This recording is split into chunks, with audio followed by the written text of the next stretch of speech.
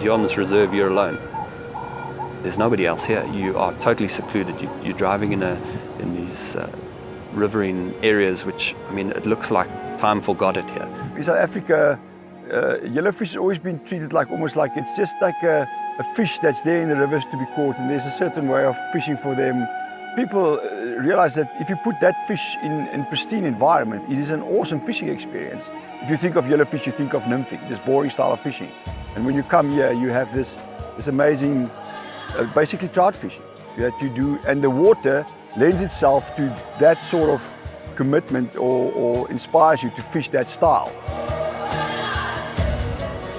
I could see fish, the water was so clear, I could see fish cruising. And I thought, well, let's give it a bash. Slapped down a hopper, sturkey style, and this fish just absolutely munched it. And it clicked, and I thought, well, maybe that's a thing here.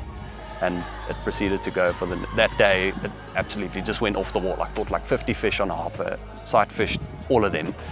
Yellows would free rise to dry. That doesn't happen often. When you think of dry fly fishing to yellowfish, you always think of there's a hatch going, you specifically fish rising, you're fishing to rising fish. It does not happen often that you can actually prospect the water with a dry and dropper rig, and fish would just free rise to hoppers and actually almost smash them. You can go from fishing a 9-weight big streamers, fishing structure for largies, to within 5 minutes go whip out your 1-weight or your glass rod and go onto the riffles and target rising fish with size 18 little parachute flies. We were both commenting that it looks so much like it could be a freestone in Montana. And I always dreamt about fishing a place like that. This is the spot where you can have that absolute fly fishing dream spot without having to travel deep into Lesotho and to a remote mountainous area to go and find kind of like a mountain stream look. Crystal clear water, like, I mean if you view it from the top, it looks like there's no water. We never once nymphed this whole weekend. It was always just dry and dropper, or little droppers, or dry fly only.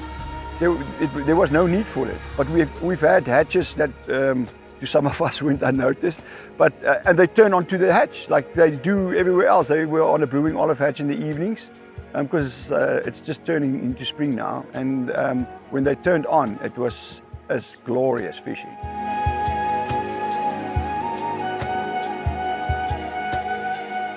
It's inaccessible almost. So it does get no fishing pressure. So you're basically going almost back in time to fish a water that has been untouched by anglers and by people. It's not only about catching massive fish, it's how you do it. And this place offers it all. So you can fish skinny water to rising fish. You put that same fish that people were like not regarded so highly in a venue that is so pristine and beautiful, and then it all changes. It's not just a common yellowfish anymore. It's now basically verging on like fishing for trout, because really that is what it ends up, and especially at a venue like this.